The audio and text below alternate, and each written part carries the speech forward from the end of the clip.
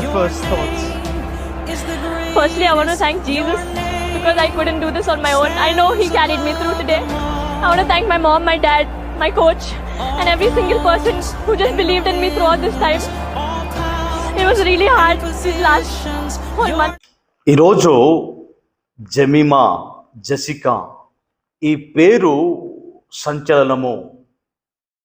యూట్యూబ్లో, ఫేస్బుక్లో, వాట్సాప్లో ఎన్ని మీడియాలు ఉన్నాయో అన్ని మీడియాలో హల్చల్ చేస్తున్న వార్త ఏదైనా ఉందంటే జమీమా జెసికా. ఎవరు ఈమె? ఈమె ఒక క్రికెటర్. సో భారతదేశము ఆస్ట్రేలియా సెమీఫైనల్లో పోటాపోటీగా హోరాహోరీగా జరుగుతున్న ఆ సమయంలో జమీమా జెసికా సో వారిపై 127 పరుగులతో సెంచరీ సంచలనముతో చెలరేగి 7 సార్లు ప్రపంచ విజయం సాధించిన ఆస్ట్రేలియాను ఓడించి ఫైనల్లో నడిపించడానికి కృషి పట్టుదల చేసిన ఉమెన్స్ ఆమె జమీమా జెసికా.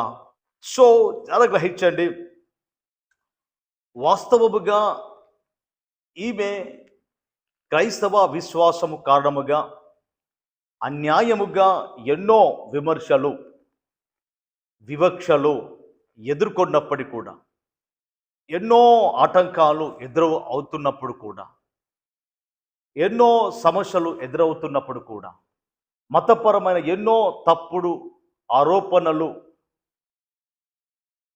వచ్చినప్పుడు కూడా, ఒకప్పుడు అయితే ముంబై క్లబ్ గౌరవ సభలో ఆమెను రద్దు చేసి గెంటేసిన దాఖలాలు ఉన్నాయి.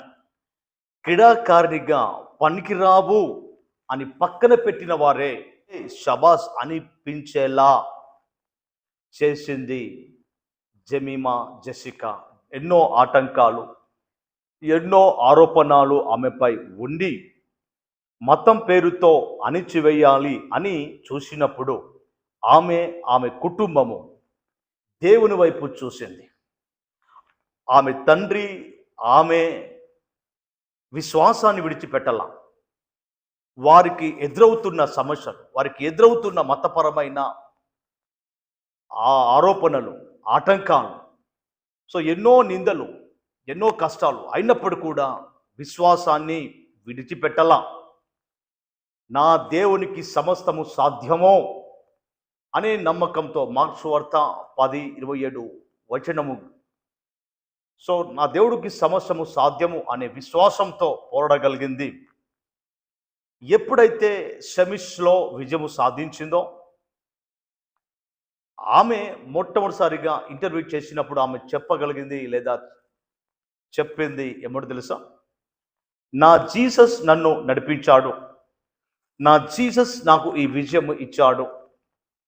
సో ఆయనకు మొదటిసారి నా ధన్యవాదాలు, నా తండ్రి తల్లికి నా ధన్యవాదాలు, నా కోచ్కు ధన్యవాదాలు, నా పైన నమ్మకం పెట్టిన వారికి అందరికీ ధన్యవాదాలు, సో చూస్తున్న భారతీయ ప్రజలందరికీ ధన్యవాదాలు అని చెప్పగలిగింది. మొదటి ప్రాధాన్యత ఎవరికిచ్చింది? ప్రభు అయిన యేసుక్రీస్తుకు, రక్షకుడు, విజయ సారథిగా ఉన్న ఆ దేవునికి, విజయం ఇచ్చిన దేవునికి థ్యాంక్స్ మొదటి ప్రాధాన్యత ఇవ్వగలిగింది. సెమీఫైనల్లో ఆసీస్పై విజయము సాధించి కేవలము భారతదేశ ప్రజలను కాకుండా ప్రపంచవ్యాప్తముగా భారతదేశము ఆమె ద్వారా ఫైనల్లో చేరిన తీరు కేవలము భారతీయ క్రికెట్ అభిమానులను ఆకట్టుకోవడము కాకుండా ప్రపంచవ్యాప్తమైన క్రికెట్ అభిమానులను కూడా ఆకట్టుకోగలిగింది. దానికి కారణము ఏదైనా ఉందంటే నా యేసయ్య అని చెప్పేసి మొదటి ప్రాధాన్యత ఇచ్చిందండి.